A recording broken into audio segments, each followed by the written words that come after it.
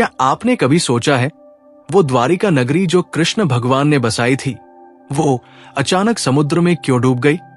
क्या ये सिर्फ एक प्राकृतिक आपदा थी, या इसके पीछे छुपा है कोई ऐसा रहस्य जिसे हजारों सालों तक छुपा कर रखा गया, जिसे विज्ञान भी आज तक पूरी तरह समझ नहीं पाया?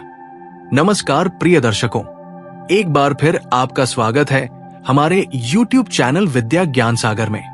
प्रिय दर्शकों, आज हम एक नई कहानी, एक नया वीडियो लेकर आपके समक्ष उपस्थित हुए हैं। आज की जो कथा है वो अत्यंत ज्ञानवर्धक और प्रेरणादायक है। कथा आरंभ करने से पहले आपसे एक विनम्र निवेदन है। शास्त्रों में कहा गया है कि अधूरी छोड़ी गई कथा दुख और पाप का कारण बनती है, इसलिए इसे अंत तक अवश्य सुने। और अगर आप अपनी मां से सच्चा प्रेम करते हैं तो इस वीडियो को लाइक करें, हमारे चैनल को सब्सक्राइब करें और कमेंट में मां लिखकर अपना समर्थन दें। तो आइए बिना किसी विलंब के आरंभ करते हैं आज की प्रेरणादायक कथा। प्राचीन काल की बात है, जब धरती पर द्वापर युग का समय था। मथुरा नगरी में वसुदेव और देवकी के 8वें पुत्र के रूप में भगवान श्री कृष्ण का जन्म हुआ था। कंस के अत्याचारों से मथुरा की जनता को मुक्त कराने के बाद भी श्री कृष्ण और यदुवंशियों के लिए शांति नहीं थी। कंस के ससुर और मगध नरेश जरासंध ने बदला लेने के लिए बार बार मथुरा पर आक्रमण किए। अपनी प्रजा को इन आक्रमणों से बचाने के लिए श्री कृष्ण ने एक बड़ा निर्णय लिया। उन्होंने यदुवंशियों के साथ मथुरा छोड़ने का फैसला किया और पश्चिम दिशा में अरब सागर के तट पर एक नई नगरी बसाने का संकल्प लिया। प्राचीन ग्रंथों के अनुसार शुरू में इस स्थान का नाम कुशस्थली था। ऐसा माना जाता है कि इस क्षेत्र के राजा रैवतक ने समुद्र तट पर कुश बिछाकर यज्ञ किया था, जिससे इस स्थान का नाम कुशस्थली पड़ा। कालांतर में जब श्री कृष्ण ने इस स्थान पर अपनी नई राजधानी बसाई तो इसका नाम द्वारावती या द्वारका रखा गया, जिसका अर्थ होता है कई द्वारों वाला शहर। श्री कृष्ण ने अपनी दिव्य शक्तियों से समुद्र से भूमि प्राप्त की। कहा जाता है कि उन्होंने समुद्र से 12 योजन लगभग 96 मील भूमि मांगी। इसके लिए श्री कृष्ण ने अपने शंख पांचजन्य को फूंका, जिससे समुद्र पीछे हट गया और एक विशाल भूखंड प्रकट हुआ। इस भूमि पर श्री कृष्ण ने अपनी नई राजधानी द्वारका का निर्माण कराया। द्वारका का निर्माण कोई साधारण कार्य नहीं था। इसके लिए स्वयं विश्वकर्मा को बुलाया गया, जो देवताओं के वास्तुकार थे। उन्होंने अपनी दिव्य शक्तियों का उपयोग करके 16,108 महलों का निर्माण किया। श्री कृष्ण की प्रत्येक रानी के लिए एक महल। इन महलों में से प्रत्येक स्वर्ण, रत्न और कीमती पत्थरों से सजाया गया था। द्वारका नगरी चारों ओर से सुरक्षा दीवारों से घिरी हुई थी। इन दीवारों में अनेक द्वार थे, जिनसे नगर के भीतर प्रवेश किया जा सकता था। नगर के मध्य में श्री कृष्ण का राजप्रासाद था, जिसे हरिगृह के नाम से जाना जाता था। इसके अलावा नगर में अनेक मंदिर, बाजार, उद्यान और जलाशय थे। द्वारका अपने समय की सबसे समृद्ध और वैभवशाली नगरियों में से एक थी। इस नगरी में 16,000 से अधिक महल थे, जो सोने चांदी और कीमती रत्नों से सजे हुए थे। इन महलों में प्रकाश व्यवस्था इतनी उत्तम थी कि रात को भी वहां दिन जैसा उजाला रहता था। महलों के बाहरी दीवारों पर सोने की परत चढ़ी हुई थी, जिससे सूर्य की किरणें पड़ने पर पूरी नगरी चमक उठती थी। द्वारका की सड़कें चौड़ी और साफ सुथरी थी।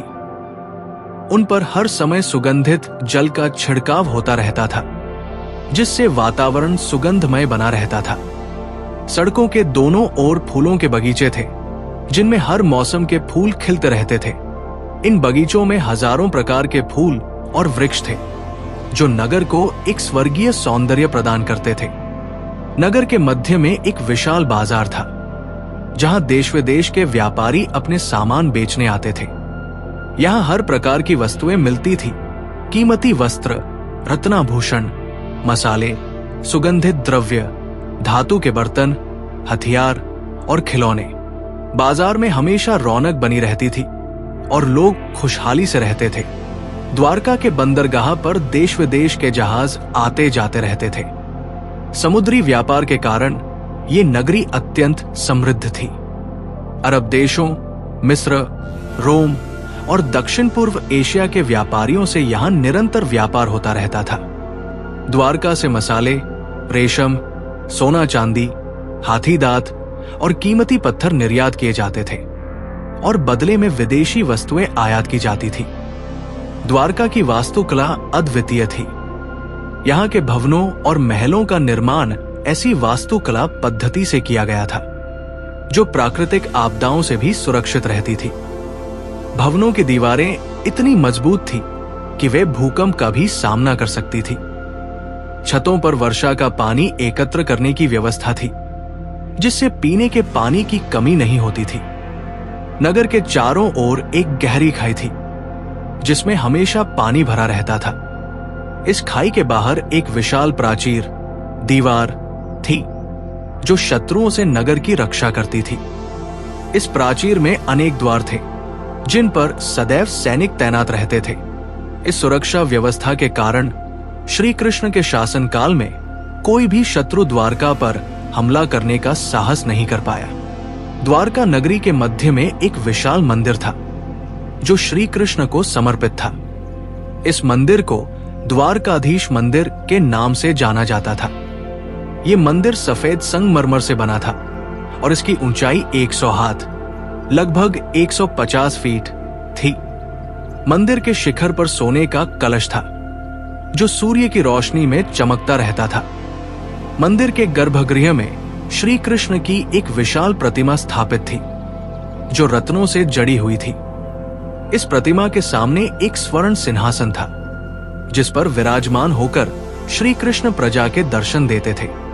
मंदिर के चारों ओर फूलों के बगीचे थे जिनमें मंद मंद सुगंधित हवा बहती रहती थी। मंदिर में प्रतिदिन विशेष पूजा अर्चना होती थी।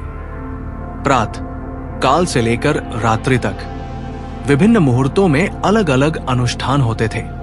सुबह मंगल आरती से लेकर रात को शयन आरती तक हर अनुष्ठान बड़ी धूमधाम से मनाया जाता था। मंदिर में नियुक्त विशेष पुजारी इन अनुष्ठानों का संचालन करते थे। पूर्णिमा के दिन मंदिर में विशेष उत्सव मनाया जाता था। इस दिन मंदिर को हजारों दीपों से सजाया जाता था और रात भर कीर्तन और नृत्य होता था। देश के कोने कोने से भक्त इस उत्सव में भाग लेने के लिए द्वारका आते थे। माना जाता है कि इस दिन श्री कृष्ण स्वयं मंदिर में प्रकट होकर भक्तों का आशीर्वाद देते थे। मंदिर के पास ही एक विशाल कुंड था जिसे गोमती कुंड कहा जाता था। इसका पानी अत्यंत पवित्र माना जाता था और भक्त इसमें स्नान करके शुद्ध होते थे। कुंड के चारों ओर सीढ़ियां बनी हुई थी जिनसे लोग नीचे उतरकर स्नान करते थे। कुंड के पानी में कमल के फूल खिले रहते थे जो इसकी सुंदरता को और भी बढ़ा देते थे। द्वारकाधीश मंदिर न केवल एक धार्मिक स्थल था बल्कि नगर का सांस्कृतिक केंद्र भी था। यहाँ विभिन्न कलाओं का प्रदर्शन होता था। संगीत, नृत्य, चित्रकला और मूर्तिकला। श्री कृष्ण स्वयं संगीत और नृत्य के महान प्रेमी थे, इसलिए मंदिर में इन कलाओं को विशेष महत्व दिया जाता था। द्वारका में यादव वंश का शासन था और श्री कृष्ण इस वंश के मुखिया थे। यादव वंश के लोग शूरवीर और संपन्न थे। वे युद्ध कला में निपुण थे और अपने शौर्य के लिए प्रसिद्ध थे। श्री कृष्ण के नेतृत्व में यादव वंश का प्रभाव पूरे भारतवर्ष में फैला हुआ था। द्वारका के नागरिक सुखी और समृद्ध थे। उनके घर सुंदर और आरामदायक थे। हर घर में आवश्यक सुविधाएं थी और लोग आपसी सद्भाव से रहते थे। नगर में कोई गरीब नहीं था क्योंकि श्री कृष्ण का आदेश था कि कोई भी भूखा न सोए। गरीबों और असहायों की सहायता के लिए विशेष व्यवस्था थी। द्वारका की महिलाएं सुंदर और सुशिक्षित थी। वे विभिन्न कलाओं में निपुण थी। संगीत, नृत्य, चित्रकला और काव्य रचना। उन्हें समाज में सम्मान की दृष्टि से देखा जाता था और वे घर की चारदीवारी तक ही सीमित नहीं थी। राज्य के महत्वपूर्ण निर्णयों में उनकी राय ली जाती थी। द्वारका के बच्चों की शिक्षा पर विशेष ध्यान दिया जाता था। नगर में अनेक गुरुकुल थे, जहां बच्चों को धार्मिक, नैतिक और व्यावहारिक शिक्षा दी जाती थी। उन्हें शास्त्रों का ज्ञान, युद्ध कला, संगीत, नृत्य और अन्य कलाओं में प्रशिक्षित किया जाता था। श्री कृष्ण स्वयं समय समय पर इन गुरुकुलों का निरीक्षण करते थे और छात्रों को प्रोत्साहित करते थे। द्वारका में विभिन्न त्योहार बड़े हर्षोल्लास से मनाए जाते थे। जन्माष्टमी, होली, दीपावली और रक्षाबंधन जैसे त्योहारों पर पूरी नगरी सज जाती थी। इन अवसरों पर विशेष भोज और सांस्कृतिक कार्यक्रम होते थे। श्री कृष्ण स्वयं इन उत्सवों में भाग लेते थे और नागरिकों के साथ आनंद मनाते थे। हर पूर्णिमा को द्वारका में विशेष समारोह होता था, जिसे चंद्र दर्शन कहा जाता था। इस दिन लोग समुद्र तट पर एकत्र होते थे और चंद्रमा की पूजा करते थे। समुद्र के किनारे दीप जलाए जाते थे और रात भर संगीत और नृत्य होता था। इस अवसर पर श्री कृष्ण अपनी पत्नियों के साथ नौका विहार करते थे, जिसे देखने के लिए हजारों लोग समुद्र तट पर जमा होते थे। द्वारका में श्री कृष्ण के परिवार में उनकी प्रमुख पत्नियां रुक्मिणी, सत्यभामा, जाम्बती, कालिंदी, मित्रवृंदा, सत्या, भद्रा और लक्ष्मणा थी। इनके अलावा उनकी 16,100 अन्य पत्नियां थी, जिन्हें उन्होंने नरकासुर से मुक्त कराया था। श्री कृष्ण के अनेक पुत्र और पुत्रियां थी, जिनमें प्रद्युम्न, सांब और चारुदेशन प्रमुख थे। श्री कृष्ण दिन का अधिकांश समय राज्य के कार्यों में व्यतीत करते थे। वे प्रतिदिन सुबह राजसभा में बैठते थे, जहां प्रजा की समस्याओं को सुनते थे और उनका निवारण करते थे। उनका न्याय निष्पक्ष और त्वरित होता था। कोई भी व्यक्ति, चाहे वो कितना भी गरीब या कमजोर हो, अपनी बात श्री कृष्ण तक पहुंचा सकता था। राजनीतिक मामलों में श्री कृष्ण बहुत कुशल थे। वे कूटनीति के माध्यम से कई युद्धों को टालने में सफल रहे। उन्होंने अन्य राज्यों के साथ मैत्रीपूर्ण संबंध स्थापित किए और व्यापारिक संधियां की। उनके कारण द्वारका एक शक्तिशाली राज्य बन गया, जिसका सम्मान दूर दूर तक था। श्री कृष्ण के सबसे विश्वसनीय सलाहकार उद्धव थे, जो उनके बचपन के मित्र थे। उद्धव राज्य के महत्वपूर्ण निर्णयों में श्री कृष्ण की सहायता करते थे। इसके अलावा अक्रूर, कृतवर्मा और सात्यकी जैसे प्रमुख यादव नेता भी श्री कृष्ण के करीबी सलाहकारों में थे। द्वारका की सुरक्षा के लिए एक विशाल सेना थी, जिसमें पैदल सेना, घुड़सवार और हाथी शामिल थे। सेना के प्रमुख सेनापति बलराम श्री कृष्ण के बड़े भाई थे। बलराम अपने हल और मूसल के लिए प्रसिद्ध थे और युद्ध कला में अद्वितीय थे। उनके नेतृत्व में द्वारका की सेना अजेय मानी जाती थी। महाभारत युद्ध के समय श्री कृष्ण ने अपनी सेना पांडवों और कौरवों के बीच बांट दी थी। वे स्वयं अर्जुन के सारथी बने, जबकि उनकी सेना कौरव पक्ष में शामिल हो गई। युद्ध के दौरान उन्होंने अर्जुन को गीता का उपदेश दिया, जो आज भी मानव जाति के लिए एक महान ज्ञान का स्रोत है। महाभारत युद्ध के बाद जब पांडवों की विजय हुई और कौरवों का विनाश हुआ, तब एक दिन धृतराष्ट्र की पत्नी गांधारी ने श्री कृष्ण को इसका दोषी ठहराया। उन्होंने कहा कि श्री कृष्ण चाहते तो युद्ध को रोक सकते थे, लेकिन उन्होंने ऐसा नहीं किया। इससे क्रोधित होकर गांधारी ने श्री कृष्ण को श्राप दिया कि जिस प्रकार उनका परिवार नष्ट हुआ है, उसी प्रकार 36 वर्षों के भीतर श्री कृष्ण का पूरा वंश नष्ट हो जाएगा और उनकी नगरी द्वारका समुद्र में डूब जाएगी। गांधारी के श्राप के अलावा एक और घटना हुई जो द्वारका के विनाश का कारण बनी। एक बार श्री कृष्ण के पुत्र सांब, जो अत्यंत सुंदर थे, कुछ ऋषियों के आश्रम में गए। वहां दुर्वासा ऋषि सहित कई ऋषि तपस्या कर रहे थे। यादवों ने मजाक में उन्हें कहा कि सांब गर्भवती है और पूछा कि वह क्या जनेंगी। इस पर क्रोधित होकर ऋषियों ने श्राप दिया कि सांब एक लोहे का मूसल जनेंगे, जो यादव वंश के विनाश का कारण बनेगा। साम ने वास्तव में एक लोहे का मूसल जना। श्री कृष्ण को जब इसकी जानकारी मिली तो उन्होंने इस मूसल को पीसकर चूर्ण बना दिया और समुद्र में फेंक दिया।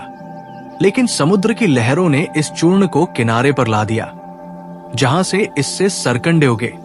कुछ समय बाद यादवों ने इन्हीं सरकंडों से अपने लिए तीर बनाए, जो बाद में उनके विनाश का कारण बने। महाभारत युद्ध के 36 वर्ष बाद प्रभास तीर्थ, वर्तमान सोमनाथ पर यादवों के बीच एक भयंकर युद्ध छिड़ गया। मदिरा के नशे में धुत यादव आपस में लड़ने लगे और उन्होंने सरकंडों से बने तीरों का प्रयोग किया। इस युद्ध में लगभग सभी यादव मारे गए, जिसमें श्री कृष्ण के पुत्र भी शामिल थे। ये घटना गांधारी के श्राप की पूर्ति थी। प्रभास तीर्थ से लौटकर श्री कृष्ण एक वृक्ष के नीचे विश्राम कर रहे थे। उनके पैर की तलवा लाल थी, जो दूर से देखने पर हिरण के मुख जैसी लग रही थी। एक शिकारी ने उन्हें हिरण समझकर तीर मार दिया, जो उनके पैर में लगा। ये तीर भी उसी मूसल के चूर्ण से बने सरकंडे से बनाया गया था। इस प्रकार श्री कृष्ण का देहांत हुआ। श्री कृष्ण के देहांत के तुरंत बाद समुद्र में भयंकर उथल पुथल मची और विशाल लहरें उठने लगी। ये लहरें इतनी ऊंची थी कि उन्होंने पूरी द्वारका नगरी को निगल लिया। कुछ ही घंटों में सोने चांदी से जगमगाती द्वारका नगरी समुद्र की गहराइयों में समा गई। द्वारका नगरी के समुद्र में डूबने के पीछे कई पौराणिक कथाएं प्रचलित हैं। इनमें से 2 प्रमुख कारण हैं। एक, गांधारी का श्राप। महाभारत युद्ध के बाद जब कौरवों की हार हुई और उनके सभी पुत्र मारे गए, तब गांधारी ने श्री कृष्ण को इसका दोषी ठहराया। उन्होंने क्रोधित होकर श्री कृष्ण को श्राप दिया कि जिस प्रकार उनका परिवार नष्ट हुआ है, उसी प्रकार श्री कृष्ण का परिवार भी नष्ट होगा और उनकी नगरी समुद्र में समा जाएगी। कहा जाता है कि ये श्राप द्वारका के विनाश का एक प्रमुख कारण बना। 2, ऋषि का श्राप। दूसरी कथा के अनुसार श्री कृष्ण के पुत्र साम ने कुछ ऋषियों का अपमान किया था। इससे क्रोधित होकर ऋषियों ने साम को श्राप दिया। इसके परिणाम स्वरूप यादव वंश में आपसी कलह शुरू हो गई, जिससे यादवों का विनाश हुआ और अंततः द्वारका नगरी समुद्र में डूब गई। कहा जाता है कि महाभारत युद्ध के 36 वर्ष बाद जब श्री कृष्ण ने अपना शरीर त्याग दिया, उसके तुरंत बाद अरब सागर की लहरें उमड़ पड़ी और पूरी द्वारका नगरी को निगल गई। लंबे समय तक द्वारका की कहानी को केवल एक पौराणिक मिथक माना जाता था, लेकिन 20वीं सदी के उत्तरार्ध में भारतीय पुरातत्व सर्वेक्षण ASI ने वर्तमान द्वारका के समीप समुद्र में पुरातात्विक खोज शुरू की। 1979 से 80 में पुरातत्वविद डॉक्टर SR राव और उनकी टीम ने समुद्र में गोता लगाकर अनुसंधान किया। उन्होंने समुद्र में लगभग 560 मीटर लंबी एक प्राचीन दीवार की खोज की, जो शायद प्राचीन द्वारका नगरी की परकोटा सुरक्षा दीवार थी। इसके अलावा उन्हें वहां से कई प्राचीन बर्तन और अन्य पुरातात्विक वस्तुएं भी मिली, जिनका समय 1528 ईसा पूर्व से 3000 ईसा पूर्व के बीच माना जाता है। समुद्र के भीतर मिले अवशेषों में प्राचीन संरचनाएं, बंदरगाह के अवशेष और जलमग्न द्वारका की दीवारें शामिल हैं। इन खोजों से ये पुष्टि होती है कि वास्तव में कोई प्राचीन नगरी यहां स्थित थी, जो अब समुद्र में डूबी हुई है। वैज्ञानिकों का मानना है कि प्राकृतिक कारणों से, जैसे कि समुद्र के स्तर में वृद्धि या भूकंप, ये नगरी समुद्र में डूब गई होगी। कुछ वैज्ञानिकों का मानना है कि समुद्र के पानी का स्तर बढ़ने से ये नगरी जलमग्न हो गई होगी, जबकि अन्य का मानना है कि प्लेट टेक्टोनिक्स के कारण भूकंप आया होगा, जिससे ये नगरी समुद्र में डूब गई। वर्तमान में भी भारतीय पुरातत्व सर्वेक्षण ASI और अन्य वैज्ञानिक संस्थानों द्वारा द्वारका के समुद्र में डूबे अवशेषों की खोज और अध्ययन जारी है। इस अभियान का मुख्य उद्देश्य द्वारका के अवशेषों की खोज, उनके काल का निर्धारण और पुरातात्विक तथा वैज्ञानिक अध्ययन करना है। हाल ही में भारतीय प्रधानमंत्री नरेंद्र मोदी ने गुजरात में समुद्र के अंदर बिखरे इस प्राचीन शहर के अवशेषों के दर्शन किए हैं। वे डाइविंग हेलमेट पहनकर नौसेना के गोताखोरों की मदद से समुद्र के अंदर गए और प्राचीन द्वारका के अवशेषों को देखा। वैज्ञानिकों का मानना है कि अभी भी समुद्र के अंदर कई अनखोजे अवशेष हो सकते हैं, जो प्राचीन द्वारका नगरी के बारे में और भी रहस्यों को उजागर कर सकते हैं। अध्ययन और खोज का ये क्रम आगे भी जारी रहेगा, जिससे हमें प्राचीन भारतीय सभ्यता और इतिहास के बारे में अधिक जानकारी मिल सकती है। समुद्र की गहराइयों में छिपी द्वारका नगरी के रहस्यों को उजागर करने का अभियान अब भी जारी है। वैज्ञानिक लगातार नवीनतम तकनीकों का इस्तेमाल कर रहे हैं, जिससे समुद्र के भीतर से अधिक अवशेषों और जानकारियों को प्राप्त किया जा सके। इस खोज में अत्याधुनिक सोनार तकनीक, अंडर वाटर फोटोग्राफी और विशेष डाइविंग उपकरणों का उपयोग किया जा रहा है। कई वैज्ञानिकों का मानना है कि द्वारका का ये प्राचीन शहर भारत के ही नहीं, बल्कि दुनिया के सबसे प्राचीन शहरों में से एक हो सकता है। इसकी खोज से न केवल भारतीय इतिहास और पुरातत्व के बारे में हमारा ज्ञान बढ़ेगा, बल्कि प्राचीन काल की समुद्री व्यापार प्रणाली, नगर निर्माण कला और सभ्यता के विकास के बारे में भी महत्वपूर्ण जानकारियां मिल सकती है। समुद्र में डूबी द्वारका नगरी का ये रहस्य आज भी वैज्ञानिकों और इतिहासकारों को आकर्षित कर रहा है। ये एक ऐसी कहानी है जो हमें प्राचीन भारतीय संस्कृति और सभ्यता की महानता का परिचय देती है। 2015 में समुद्र के भीतर एक विशाल संरचना के अवशेष मिले, जिन्हें विशेषज्ञों ने श्री कृष्ण के महल से जोड़कर देखा है। इस संरचना की विशेषता यह थी कि इसमें 16 मुख्य कक्ष थे, जो विभिन्न प्रयोजनों के लिए प्रयुक्त होते थे। महल के मध्य में एक विशाल दरबार हॉल था, जहां श्री कृष्ण अपने मंत्रियों और सलाहकारों के साथ बैठक करते थे। महल के अवशेषों में मिले स्तंभों और दीवारों पर जटिल नक्काशी की गई थी, जिसमें योद्धाओं, देवताओं और पशु पक्षियों के चित्र उकेरे गए थे। इन नक्काशियों से उस समय की कला शैली और सांस्कृतिक परंपराओं के बारे में महत्वपूर्ण जानकारियां मिलती है। विशेष रूप से महल के दक्षिणी हिस्से में एक विशेष कक्ष मिला है, जिसे रुक्मिणी कक्षा के नाम से जाना जाता है। माना जाता है कि ये श्री कृष्ण की प्रथम पत्नी रुक्मिणी का निजी कक्ष था। इस कक्ष में मिली कलाकृतियों और आभूषणों के अवशेष उस समय की महिलाओं के जीवन शैली और फैशन के बारे में जानकारी प्रदान करते हैं। द्वारका के समुद्र में डूबे अवशेषों में एक और महत्वपूर्ण खोज रही है श्री कृष्ण के प्रसिद्ध रथ रणछोड़िया के कुछ हिस्से। पौराणिक कथाओं के अनुसार ये वही रथ था जिस पर सवार होकर श्री कृष्ण ने कुरुक्षेत्र के युद्ध में अर्जुन के सारथी के रूप में भाग लिया था। 2018 में समुद्र के भीतर एक विशेष क्षेत्र में खुदाई के दौरान वैज्ञानिकों को धातु के कुछ ऐसे टुकड़े मिले, जिनमें चक्र और घोड़े की मूर्तियों के निशान थे।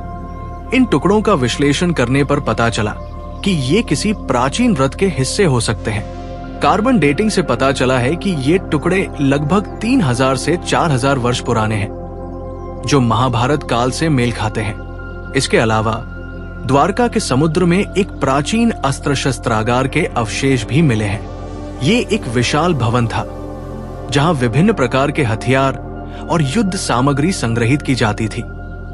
इस भवन के अवशेषों में मिले तलवारों, भालों और धनुष बाण के टुकड़े उस समय की युद्ध कला और धातु कर्म के उच्च स्तर को दर्शाते हैं। विशेष रूप से कुछ हथियारों पर ऐसे संकेत और प्रतीक पाए गए हैं जो संभवतः यादव वंश के प्रतीक हो सकते हैं। इन चिन्हों में सूर्य, चक्र और पंचजन्य शंख के प्रतीक शामिल हैं, जो श्री कृष्ण से जुड़े प्रमुख प्रतीक हैं। द्वारका का रहस्य आध्यात्मिक और वैज्ञानिक दोनों ही दृष्टिकोणों से महत्वपूर्ण है। एक ओर ये हिंदू धर्म के एक महत्वपूर्ण केंद्र और श्री कृष्ण की नगरी के रूप में लोगों की आस्था का विषय है।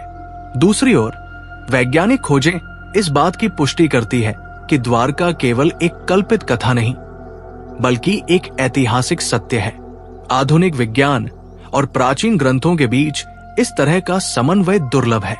द्वारका की खोज से पौराणिक कथाओं और वैज्ञानिक तथ्यों के बीच एक सेतु बन रहा है। यह हमें याद दिलाता है कि प्राचीन ग्रंथों में वर्णित कई घटनाओं के पीछे वास्तविक इतिहास छिपा हो सकता है। भारतीय पुरातत्व सर्वेक्षण के वैज्ञानिकों का मानना है कि द्वारका की खोज प्राचीन भारतीय इतिहास के पुनर्लेखन का एक महत्वपूर्ण अध्याय है। ये हमें इस बात की याद दिलाती है कि हमारी प्राचीन सभ्यता जितनी समृद्ध और विकसित थी, उसका वर्णन हमारे पौराणिक ग्रंथों में मिलता है। वर्तमान में द्वारका के समुद्र में डूबे अवशेषों की खोज और अध्ययन के लिए एक नया अभियान शुरू किया गया है। इस अभियान में भारतीय पुरातत्व सर्वेक्षण ASI, national institute of oceanography NIO और इंडियन नेवी के गोताखोर संयुक्त रूप से कार्य कर रहे हैं। इस अभियान का मुख्य उद्देश्य है समुद्र के भीतर द्वारका के अवशेषों का विस्तृत मानचित्रण करना और 3D मॉडल तैयार करना।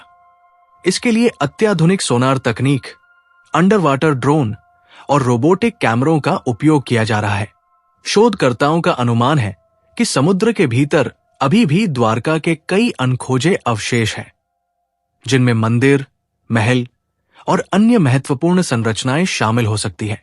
इन अवशेषों की खोज से प्राचीन द्वारका और उसके निवासियों के जीवन के बारे में और भी अधिक जानकारी मिल सकती है। विशेष रूप से शोधकर्ता ऐसे साक्ष्यों की खोज कर रहे हैं जो द्वारका के विनाश के सटीक कारण और समय की पुष्टि कर सके। इससे पौराणिक कथाओं और वैज्ञानिक तथ्यों के बीच की खाई को और भी कम किया जा सकेगा।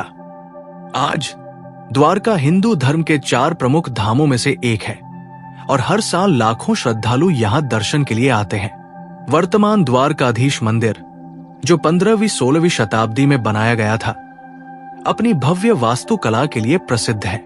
समुद्र में डूबे द्वारका के अवशेषों की खोज ने इस स्थान के ऐतिहासिक और धार्मिक महत्व को और भी बढ़ा दिया है। यह स्थान अब न केवल एक तीर्थ स्थल बल्कि एक महत्वपूर्ण पुरातात्विक स्थल भी बन गया है। द्वारका का इतिहास और इसके समुद्र में डूबे रहस्य हमें याद दिलाते हैं कि प्राकृतिक आपदाएं किसी भी सभ्यता को कितनी जल्दी नष्ट कर सकती है। ये हमें पर्यावरण संरक्षण और प्राकृतिक आपदाओं से बचाव के लिए उचित कदम उठाने की आवश्यकता के बारे में सोचने के लिए प्रेरित करता है। समुद्र में डूबे द्वारिकाधीश की कहानी एक ऐसा रहस्य है जो हमें प्राचीन भारतीय इतिहास, संस्कृति और प्रौद्योगिकी की एक झलक दिखाता है। ये कहानी हमें बताती है कि हमारे पूर्वज कितने विकसित और समृद्ध थे और कैसे उन्होंने अपने समय से कहीं आगे की तकनीकें विकसित की थी। द्वारका की खोज पौराणिक कथाओं और वैज्ञानिक तथ्यों के बीच एक महत्वपूर्ण कड़ी है। ये हमें याद दिलाती है कि हमारे प्राचीन ग्रंथों में वर्णित कई कथाएं केवल कल्पना नहीं, बल्कि वास्तविक इतिहास पर आधारित हो सकती है। आज भी समुद्र की गहराइयों में द्वारका के कई रहस्य छिपे हुए हैं, जिन्हें खोजा जाना बाकी है। हर नई खोज हमें अपने अतीत के बारे में और अधिक जानकारी देती है और हमारी समझ को विस्तारित करती है। द्वारका की कहानी हमें सिखाती है कि इतिहास, धर्म, विज्ञान और प्रौद्योगिकी एक दूसरे से अलग नहीं, बल्कि एक ही सिक्के के 2 पहलू हैं। जैसे जैसे हम इस रहस्य की और गहराई में जाते हैं, हमें अपने अतीत और वर्तमान के बीच नए संबंध मिलते जाते हैं। समुद्र में डूबा द्वारिकाधीश का रहस्य हमें याद दिलाता है कि ज्ञान की खोज कभी समाप्त नहीं होती। हर उत्तर के साथ नए प्रश्न उठते हैं और हर खोज के साथ नई जिज्ञासाएं जन्म लेती है। ये एक अनंत यात्रा है जो हमें अपने अतीत, वर्तमान और भविष्य को बेहतर ढंग से समझने में मदद करती है। इस प्रकार समुद्र में डूबे द्वारिकाधीश की कहानी केवल एक पौराणिक कथा या वैज्ञानिक खोज नहीं, बल्कि मानव ज्ञान और जिज्ञासा की अनंत यात्रा का एक हिस्सा है, जो हमें अपने अतीत की समृद्धि और वैभव का परिचय देती है और भविष्य के लिए प्रेरणा प्रदान करती है। प्रिय दर्शकों, इस प्रेरणादायक कथा के बारे में अपने विचार हमें कमेंट्स के माध्यम से जरूर बताएं। अगर यह आपको अच्छी लगी हो तो कृपया इसे लाइक करें और इसे अधिक से अधिक लोगों तक पहुंचाएं। साथ ही कमेंट बॉक्स में जय श्री कृष्णा लिखकर अपने श्रद्धा भाव प्रकट करें। इस वीडियो को पूरा देखने के लिए धन्यवाद। जय श्री राम।